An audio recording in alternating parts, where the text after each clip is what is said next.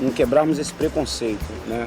Não quebrarmos essa coisa de racismo, essa coisa de que o branco sabe mais e o preto sabe menos, a gente nunca vai chegar a uma comunidade saudável, a gente nunca vai chegar num mundo melhor. Você notou que você escolheu, dentre 5 candidatos, 3 afrodescendentes? Notei. Você acha que isso aqui se repete no mercado de trabalho? Não. Por quê? Discriminação. Obviamente que eu vou dar preferência à etnia negra, por exemplo. Por quê? Porque a gente tem um compromisso com a luta do negro no Brasil, tem todo um conhecimento em relação à situação do negro e tem toda uma responsabilidade no sentido de valorizar o negro no que ele representa para a sociedade brasileira. Na nossa pesquisa informal, as pessoas das ruas elegeram, em sua maioria, candidatos negros. Mas será que esta mesma tendência se repetiria na realidade do mercado de trabalho? Fui fazer um filme, teste para um filme em São Paulo e conversei com a produtora pelo telefone, falei as minhas experiências, tudo que eu já tinha feito. Ela ficou super empolgada, marcou comigo, mandei currículo para ela. Quando eu cheguei lá, eu estou sentada e estou vendo uma pessoa passar para lá e para cá. Daqui a pouco ela falou, você está procurando alguém? Eu falei, olha, meu nome é Daniele Ornelas. Você é a Daniele? Falei, sou. Por quê? Nossa, eu imaginei você tão diferente. Eu não imaginei que você fosse assim. Assim, negra. Você percebe o preconceito, é velado, sabe? As pessoas se assustam, ou quando você chega num trabalho com seu cabelo black solto, e as pessoas olham para você e falam, nossa, pode abaixar um pouquinho o seu cabelo? Isso eu já passei bastante. O preconceito pode aparecer nas relações de trabalho de forma explícita ou implícita. E muitas vezes, os negros não só são discriminados pelo mercado de trabalho, como também são culpabilizados por não terem tido as mesmas oportunidades educacionais que os brancos. O espaço escolar, ele, ao mesmo tempo, tem uma importância grande no processo de formação da mão de obra, de formação dos cidadãos brasileiros, mas, ao mesmo tempo, ele não tá solto no interior da nossa sociedade. Então, se a sociedade brasileira é uma sociedade preconceituosa, se o ambiente escolar não problematizar essas modalidades tradicionais que vêm da rua para dentro de sala de aula ou para dentro do espaço escolar, evidentemente o que vai acontecer é que as formas tradicionais de preconceito que são verificadas na sociedade brasileira vão se reproduzir dentro de sala de aula. De um modo geral, os níveis de educação da população brasileira vêm avançando nos últimos anos. Mesmo assim, em 1999, uma diferença marcava as estatísticas sobre adultos com mais de 25 anos que não haviam completado o ensino fundamental. 57,4% dos brancos e 75,3% dos negros. A escola tem um papel fundamental na inclusão e na permanência do aluno negro na sala de aula. O sistema educacional tem um papel de desconstruir os estereótipos da sociedade, até porque a igualdade de tratamento e de oportunidades deve começar nos bancos escolares. Às vezes, a própria disposição espacial dos alunos na sala de aula pode denunciar diferenças. Na frente, ficam os queridinhos do professor, e lá no fundão, os alunos problema. E por mais cruel que isso possa parecer, muitas vezes a disposição dos alunos no ambiente escolar pode revelar uma exclusão racial. Para discutir como a escola pode reverter esse quadro de exclusão e trabalhar pela igualdade de tratamento e de oportunidades, estamos com a historiadora Vânia Santana, que também é consultora do projeto A Cor da Cultura. Tudo bem, Vânia? Tudo bem, Alexandre. Vânia, a desigualdade de tratamento dentro da sala de aula, ela pode trazer que consequências para alunos brancos e negros? Tanto para os alunos negros quanto para alunos brancos, eu acredito que trazem consequências negativas, né? As crianças negras vão perceber isso de uma forma e as crianças brancas de outra. Acho que na sala de aula, nesse momento, dentro do universo escolar, o que nós precisamos fazer é mudar padrões de comportamento e também de concepção. Padrões de relacionamento para você produzir uma relação de bem-estar, de valor de respeito à cultura, à ancestralidade. e também padrões, mudanças de concepções para incluir novos valores, esses valores que vêm de uma tradição africana. Então eu acho que a sociedade brasileira conviveu e deixou construir uma percepção negativa da população de origem africana, e a escola tem um papel importante a mudar essa imagem, traduzir de uma outra forma o que é a história dessa comunidade no Brasil. Do ponto de vista da teoria, eu acho que temos todos nós que nos abrir à nova literatura, né?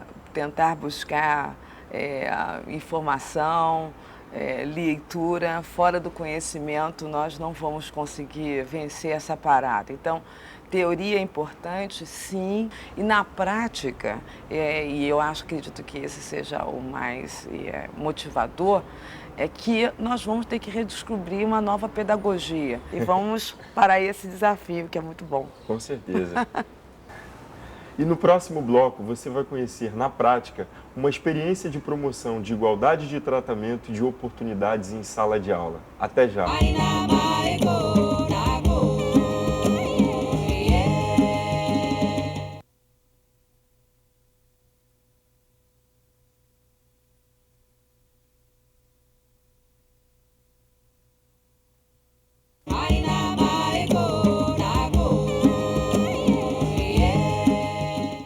Muita gente costuma dizer que o racismo está tão enraizado na cultura brasileira que é impossível extingui-lo por decreto. Mas tem um depoimento de Martin Luther King, líder negro norte-americano assassinado em 1968, que dá o que pensar. Pode ser verdade que é impossível decretar a integração por meio da lei, mas pode-se decretar a não segregação. Pode ser verdade que é impossível legislar sobre moral, mas o comportamento pode ser regulamentado. Pode ser verdade que uma lei não é capaz de fazer com que uma pessoa me ame, mas pode impedi-la de me linchar. O racismo, além de perverso e condenável, é também um crime, previsto por lei. O inciso 42 do artigo 5º da Constituição Federal define o racismo como crime. A lei é clara. Veja só, a prática do racismo constitui crime inafiançável e imprescritível, sujeito à pena de reclusão nos termos da lei. Muitas vezes, o racismo não é punido porque as vítimas se calam. Seja por medo, por desconhecimento da lei ou por acharem que a denúncia não vai dar em nada. Mas o silêncio das vítimas só acaba perpetuando as atitudes racistas. E no momento que eu apresentei o cheque à Caixa, ela começou um interrogatório estranho, né?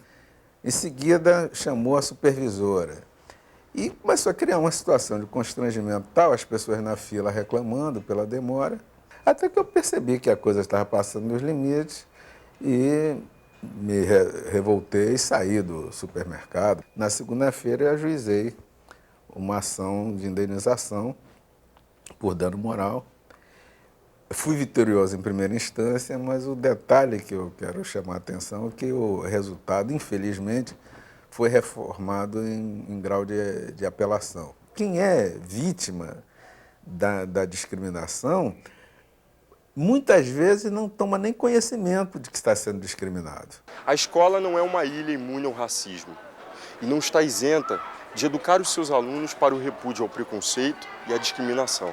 Muito pelo contrário, a escola, por lei, deve educar os alunos para a igualdade racial.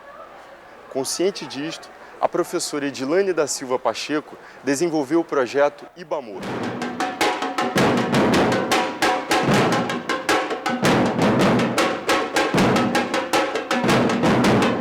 O projeto tem como objetivo ampliar a abordagem da temática racial no campo escolar, de modo a resgatar e preservar a identidade cultural da região de entorno. O trabalho também pretende promover atitudes de solidariedade, cooperação e respeito ao outro e a si próprio. A metodologia do projeto IBAMOR foi construída a partir da constatação de que o preconceito racial está fortemente radicado nas mentalidades e no imaginário coletivo da nossa sociedade. Para que acontecessem mudanças efetivas, os professores ampliaram o trabalho para além do plano cognitivo. Assim, a questão racial mexeu também com aspectos afetivos, simbólicos, culturais e políticos sociais dos alunos. Eu estou aqui com Edilane e Alba Maqueba, que são coordenadoras do Núcleo de Cultura que implantou o projeto Ibamor. Tudo bem com vocês? Beleza. Na prática, como é que aconteceu esse projeto? O Ibamor, na verdade, ele é um amadurecimento do trabalho desenvolvido pelo Núcleo de Cultura do Guadá desde 1997, abordando a temática racial no ambiente escolar. A gente percebeu, desde 97, com o trabalho com o Grupo Guadalaxé, a gente percebeu que os adolescentes, os jovens, quando chegavam até a gente, já chegavam com uma construção muito forte do preconceito e uma série de informações deturpadas. E aí nasce o projeto Ibamor, uma palavra iorubana que significa se ele soubesse, na tentativa de discutir a questão racial em 3 instâncias, no plano cognitivo, no plano afetivo, no plano artístico, costurando esses 2 elos.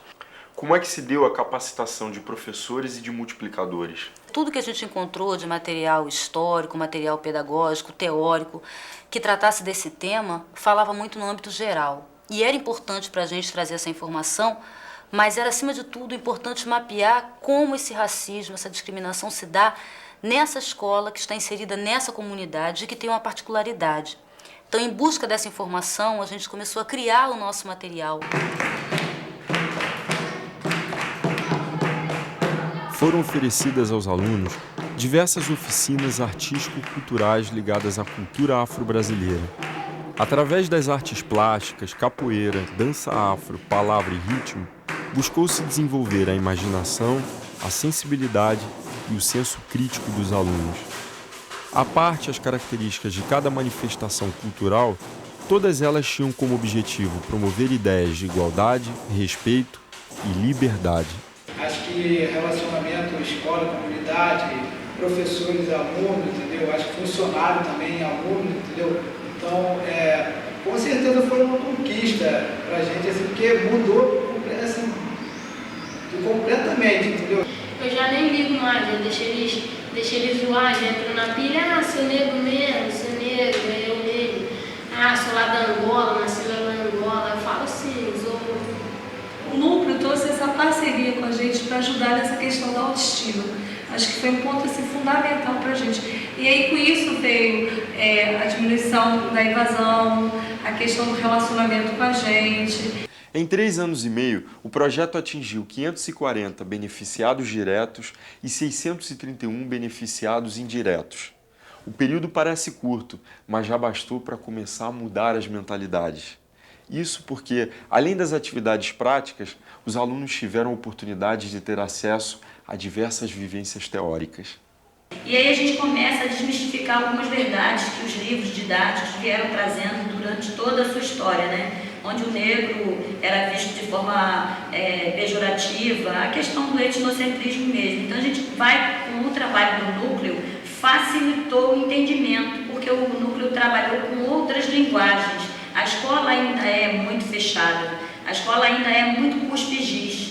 E aí fica difícil para você fazer com que esse aluno sinta o prazer de adquirir esse conhecimento, de se utilizar desse conhecimento para modificar a sua vida e estar mexendo nas suas relações. A utilização de diferentes linguagens como meio para produzir, expressar e comunicar ideias pode ser uma forma muito interessante para abordar a questão racial na escola. Mais do que isso, quando os alunos têm à sua disposição várias ferramentas de expressão, as suas ideias vão além dos muros da escola. Entender a educação como algo que acontece só dentro da escola restringe muito o sentido da palavra. Quando você está numa comunidade desassistida, como é o caso da nossa, é mais necessário ainda que você vá buscar o entendimento da comunidade, porque a gente chama de comunidade quem? Os pais dessas crianças, os responsáveis. Então não dá para você não discutir a educação dos filhos deles com eles. Agora também não posso negar que eu fico muito feliz quando eu ando pelo Recreio e vejo as meninas com cabelo trançado.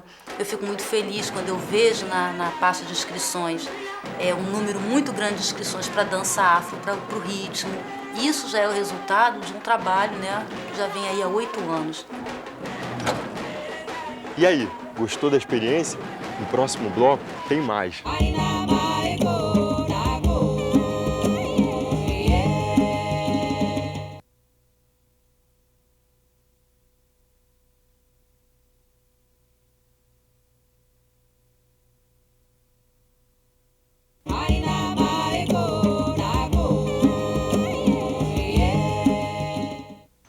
Se a educação sozinha não transforma a sociedade, sem ela tampouco a sociedade muda. Quase todo educador já ouviu pelo menos uma vez esta frase de Paulo Freire.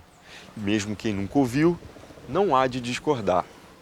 A principal função da educação é o seu caráter libertador.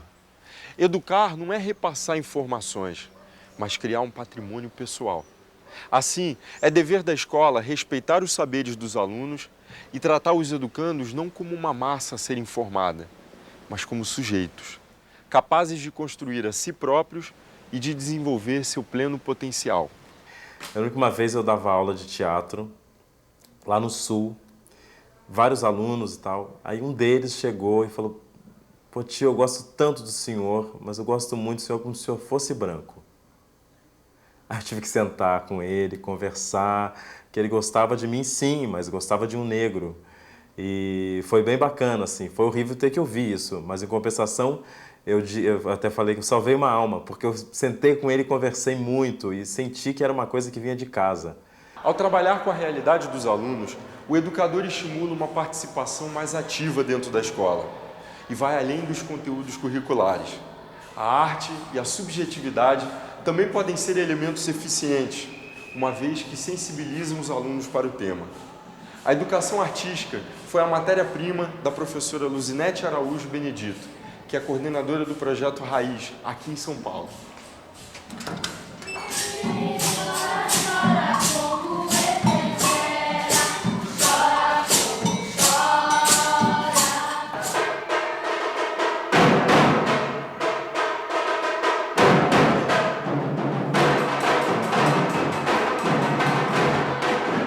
O projeto Raiz tem como objetivos conhecer, valorizar, difundir e resgatar a cultura afro-brasileira.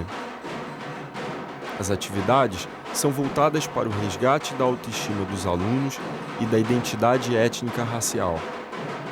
Além de promover a reflexão e a compreensão acerca da nossa história, o projeto Raiz trabalha contra qualquer forma de discriminação, preconceito e racismo, valorizando a liberdade, a diversidade, a dignidade e o respeito às diferenças. Eu estou aqui com a professora Luzinete, que é a coordenadora do projeto. Tudo bem, professora? Tudo bem. O que motivou a criação desse projeto? A necessidade de trabalharmos a questão étnico-racial aqui na nossa região e na nossa escola. Como é que os alunos foram envolvidos nesse projeto? Eles participaram da apresentação, eles assistiram à apresentação do grupo que veio para a sensibilização.